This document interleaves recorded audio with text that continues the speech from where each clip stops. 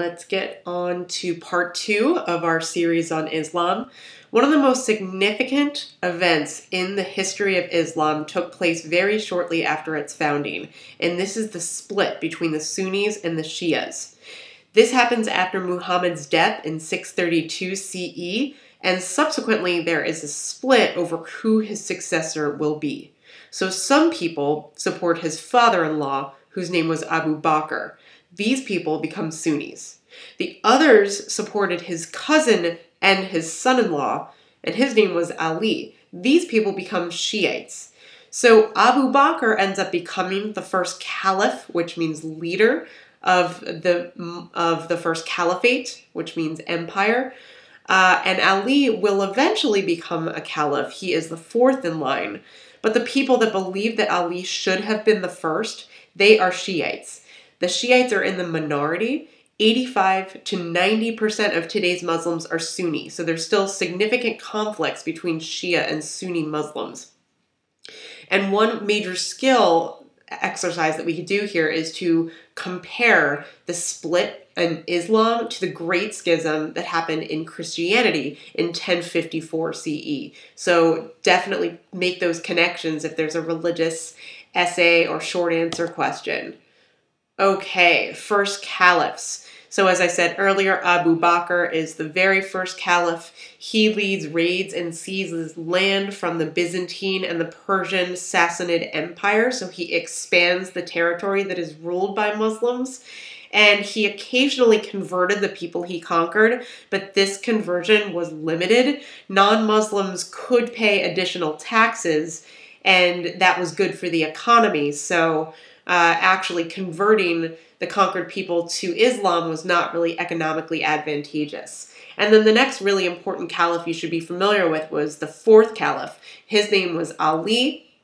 And again, we have already referred to him because he was the original choice for the first caliph among the Shiites. When he does become caliph, in 656 CE, he is assassinated shortly after in 661 CE, and after his assassination, that begins the Umayyad dynasty.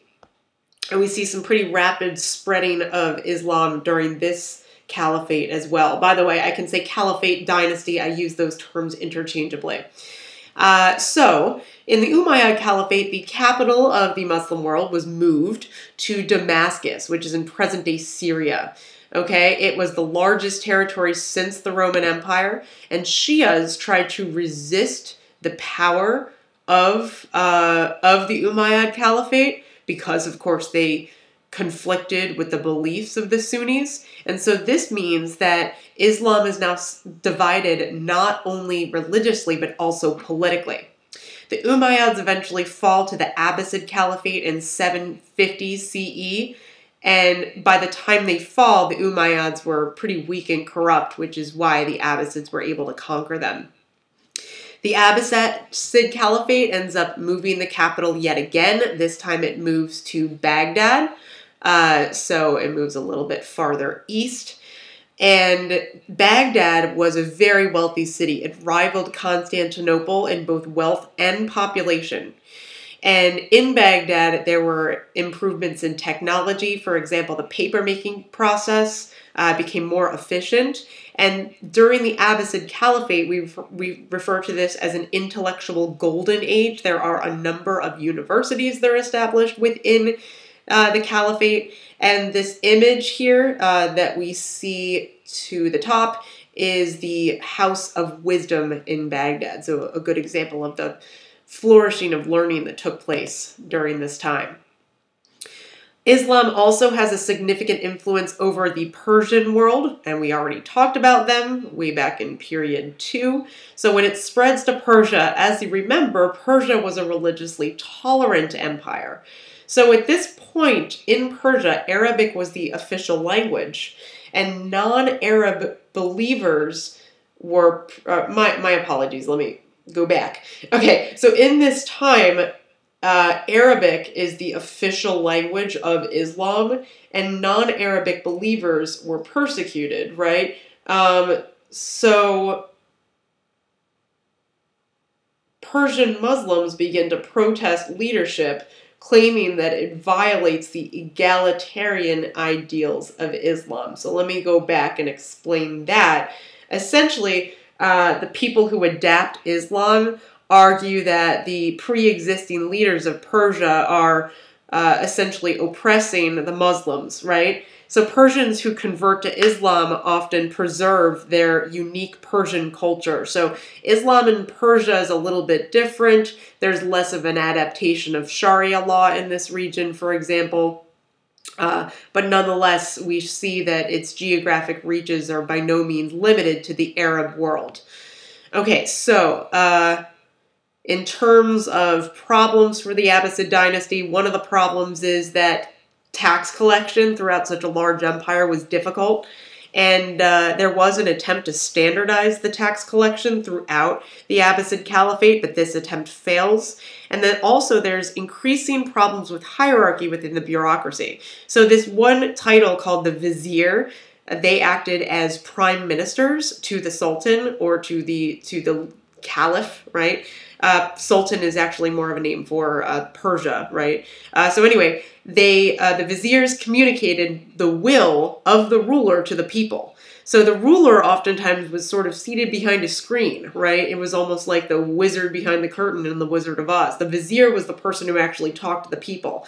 And increasingly, the vizier would become very corrupt, and the actual sitting leader would have very little power at all. And I couldn't help but include the image of, you know, the infamous villain Jafar in the Disney movie Aladdin. So if that helps you remember, then by all means.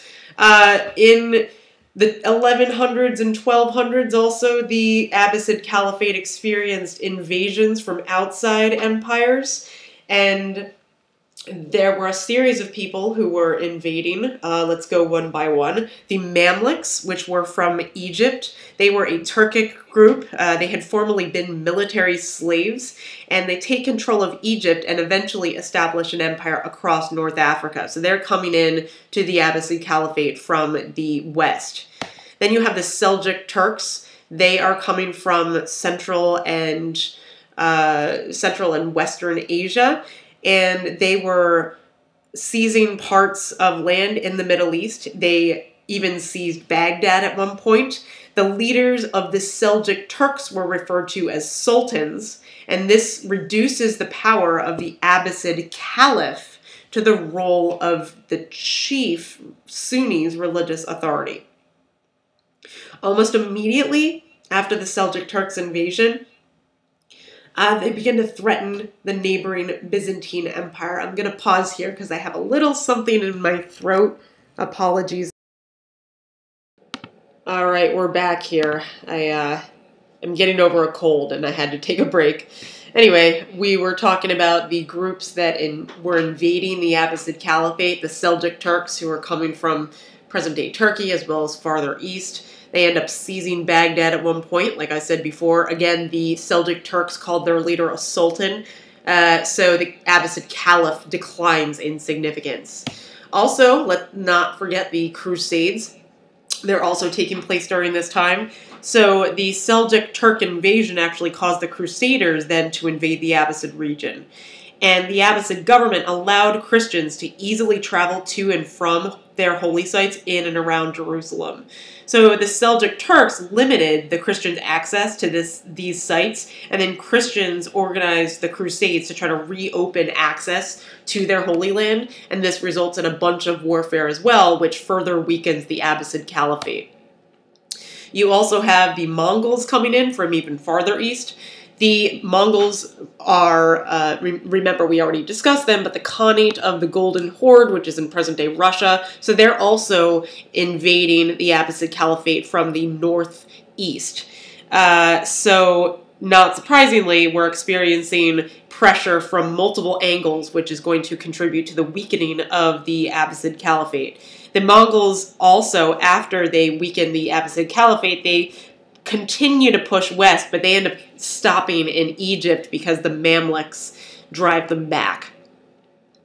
Also, the late Abbasid Caliphate, not surprisingly, was experiencing some economic problems. There was a shift in trade patterns, so Baghdad lost its traditional place on the southern Silk Roads. Goods now begin to move more frequently around northern routes so they can bypass Baghdad entirely, and that contributes to significant economic weakening of the region. But despite the fact that the Abbasid Caliphate is declining, you do see that there's a continuing stronghold in the Muslim world, actually in Spain and North Africa. So the Umayyad Caliphate that we already discussed, while it falls further west for the most part, it is still very successful in Northern Africa as well as Spain. So, in 711 CE, Muslim forces were defeated by Byzantine armies across North Africa, or rather, pause. In 711 CE, Muslim forces did the defeating, right? They defeated Byzantine armies across North Africa, and then the Umayyads successfully invaded Spain from the south. The Umayyads then established their capital city at Cordoba in present-day Spain. And then they continue to expand north, and they send forces all the way up into France. But in 732 CE, the Battle of Tours marks the furthest extent of the Umayyads' expansion. So the Franks, who were at this point ruling the Carolingian Empire in France, end up holding back the Umayyads from going any farther north. So this is actually very rare. For the most part, the Muslim military forces were very strong. So this actually indicates to us how strong the Frankish kingdoms were. So most of Europe remained Christian, but Muslims ruled Spain for the next 7 centuries.